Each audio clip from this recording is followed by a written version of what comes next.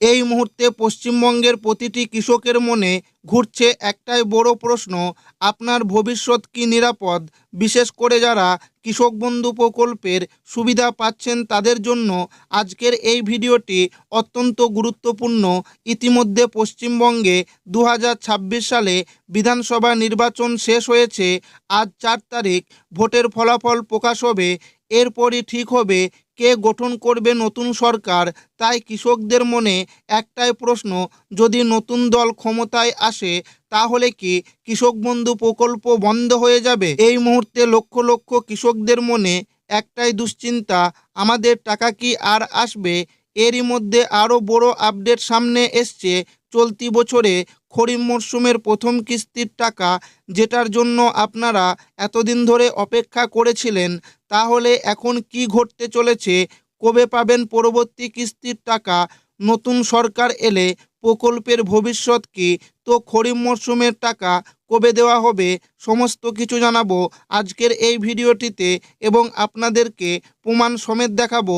তাই ভিডিওটি প্রথম থেকে শেষ পর্যন্ত দেখবেন এবং আপনি কোন জেলা থেকে দেখছেন অবশ্যই কমেন্টে লিখে জানাবেন। 2026 সালের প্রথম কিস্তি খরিফ মরশুমের টাকার বড় আপডেট। ভোট গণনার পরেই কৃষকদের ব্যাংক অ্যাকাউন্টে টাকা। 2019 সালের 1 জানুয়ারি কৃষক বন্ধু প্রকল্প চালু করেছিলেন মাননীয় মুখ্যমন্ত্রী মমতা বন্দ্যোপাধ্যায়। তখন থেকে কৃষকরা ব্যাংক অ্যাকাউন্টে টাকা পাচ্ছেন। নতুন নিয়ম অনুযায়ী যদি কারো জমি 1 একর বা তার বেশি হয় তিনি বছরে 10,000 টাকা পান। আর যাদের জমি 1 একরের কম তারা জমির পরিমাণ অনুযায়ী 4,000 টাকা পর্যন্ত পেতে পারেন। এই টাকা কৃষকদের বছরে দুবার দেওয়া হয়। প্রথম কিস্তি দেওয়া হয় খরিফ মরশুম এপ্রিল থেকে সেপ্টেম্বর মাসের মধ্যে। দ্বিতীয় কিস্তি দেওয়া হয় রবি মরশুম অক্টোবর থেকে মার্চ মাসের মধ্যে।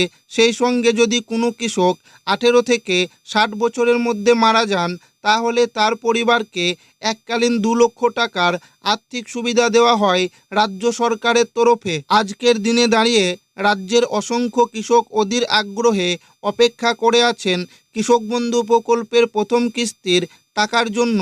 বিগত কয়েক বছরের দিকে তাকালে দেখা যায় 2021 সালে কৃষক বন্ধু প্রকল্পে প্রথম কিস্তির টাকা দেওয়া হয়েছে 17 জুন, 2022 সালে 27 জুন, 2023 সালে ভোটের কারণে আগেই 26 এপ্রিল, 2024 সালে 12 জুন, 2025 সালে 29 জুলাই টাকা দেওয়া হয়েছিল। ইতিমধ্যে ব্লক অফিস এই প্রকল্পের টাকা দেওয়ার প্রস্তুতি শুরু করে দিয়েছে। অনেক কৃষকের স্ট্যাটাসে এখন ট্রানজাকশন অংশটি ফাঁকা হয়ে গেছে, যা টাকা ছাড়ার প্রথম ধাপ হিসেবে ধরা হয়। খুব শীঘ্রই সেখানে এডিএ আপলোড লেখা দেখা যাবে। পুরনো কৃষকদের ক্ষেত্রে অনেক সময় ডিডিএ অ্যাপ্রুভ ধাপটি না এসে সরাসরি অ্যাকাউন্ট ভ্যালিড হয়ে যায়, কিন্তু নতুন কৃষকদের ক্ষেত্রে ডিডিএ অ্যাপ্রুভ এবং তারপর অ্যাকাউন্ট ভ্যালিড দেখা যায়। বিভিন্ন রিপোর্ট অনুযায়ী জানা যাচ্ছে মে মাসের 15 তারিখের মধ্যেই টাকা দেওয়া হবে। ইতিমধ্যে অনেক কৃষকের স্ট্যাটাসে এডিএ আপলোড দেখা যাচ্ছে, যা এই সম্ভাবনাকে আরও জোরালো করছে। সমীক্ষা অনুযায়ী জানা গেছে রাজ্যের বেশ কিছু জেলায় আগে টাকা দেওয়া হতে পারে। এর মধ্যে রয়েছে মালদা, কোচবিহার, উত্তর ও দক্ষিণ দিনাজপুর, বীরভূম, নদিয়া, পূর্ব ও পশ্চিম বর্ধমান, হাওড়া, হুগলি, পূর্ব ও পশ্চিম মেদিনীপুর, উত্তর ও দক্ষিণ 24 পরগনা, কোচবিহার। এই সমস্ত জেলায় আগে টাকা দেওয়া হবে। এছাড়াও যেসব কৃষক নতুন করে জমি কিনেছেন এবং কৃষি অফিসে গিয়ে জমির পরিমাণ বাড়ানোর জন্য আবেদন করেছেন তাদের জন্য সুখবর রয়েছে। যদি এখন স্ট্যাটাসে নতুন পরিমাণ আপডেট হয়ে থাকে তাহলে সেই অনুযায়ী অতিরিক্ত টাকাও পাওয়া যাবে।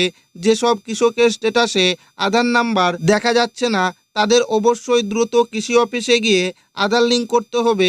পাশাপাশি ব্যাংক অ্যাকাউন্টে কেওয়াইসি আপডেট থাকা অত্যন্ত প্রয়োজন।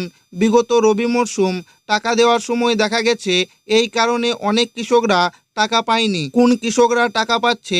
যেসব কৃষকরা গত রবি মরশুমের টাকা ব্যাংক অ্যাকাউন্টে পাননি, ব্যাংকের সমস্যা বা কাগজপত্রের সমস্যার জন্য, তাদের মধ্যেই অনেকেই সেই সমস্যার সমাধান করেছেন। সেই সমস্ত কৃষকদের ব্যাংক অ্যাকাউন্টে আবারও টাকা দেওয়া শুরু হয়েছে। আগামীকালও বেশ কিছু জেলার কৃষকদের অ্যাকাউন্টে এই টাকা দেওয়া হবে।